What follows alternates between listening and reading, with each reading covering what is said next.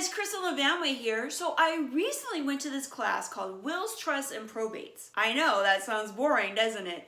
But for a geek like me, I thought it was amazing. I get asked questions about these topics all the time. I don't know, maybe it's my age, but this comes up a lot. Like, what happens to property when a person passes? For a lot of reasons, people want to figure that out. And it's always good to answer those questions, before someone passes. Most people realize that, you should have a will. Wills are like the way everyone knows to say, this is where I want my stuff to go after I pass. The thing about wills, though, is they always have to go through probate. Probate is the legal process in which the will is proven. It goes into a court of law and they decide, yeah, this is actually the last will and testament, the proven will and testament of this person. There's no other wills. This was filed correctly. Everything is in order. So it's a pretty basic process. The executor files a petition with the court. They notify all the heirs and beneficiaries. And that's when you get the knock on the door, like, hey, your rich uncle left you this old car. They also go around and notify all the creditors, and they take an inventory of the estate. So they say, here's what we have, and here's what we have to pay off. All those bills are paid off, including the funeral expenses, FYI. At that point, the property can be distributed. So all that takes time and money. So a lot of people want to avoid probate if possible. And guess what? There's some cool ways you can do that. In real estate, the easiest way, of course, is how you take title. Married couples usually take title as community property. That's the default way in Arizona to take property if you're married, is as community property. You in fact have to say, listen, I don't want to take it as community property. You have to sign a disclaimer deed and say, I want no part of that property. That is your property. That is your problem.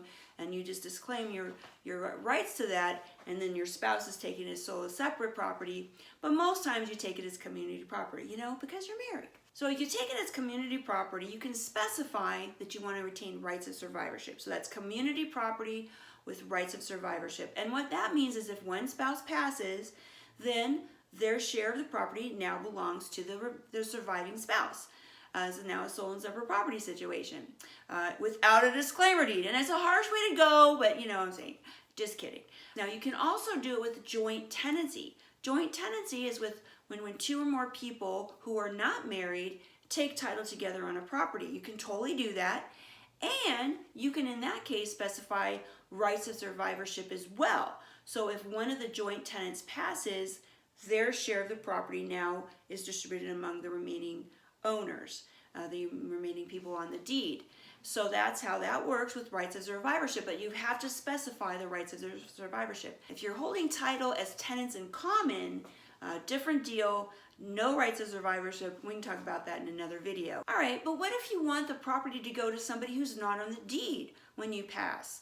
Well, then you can use a beneficiary deed. It's a very simple deed. It's a very basic form that you fill out, and you can either use an attorney to fill it out, or you can do it on your own, record it with the county, and that specifies that upon your passing, the interest in the property goes to this grantee, whoever you've granted the rights to upon your passing. You as the owner retain all the rights to the property. It's your property. You can take the tax deduction, the whole 9 yards, but when you pass, it goes directly to that person, no probate. Cool, huh? Now, I am not an attorney and I'm not a tax accountant, so if you're thinking about doing this, you should probably talk to those people and make sure it's the right thing for your situation.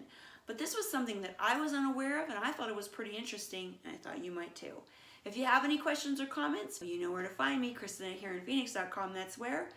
Go out there and make it a super great day.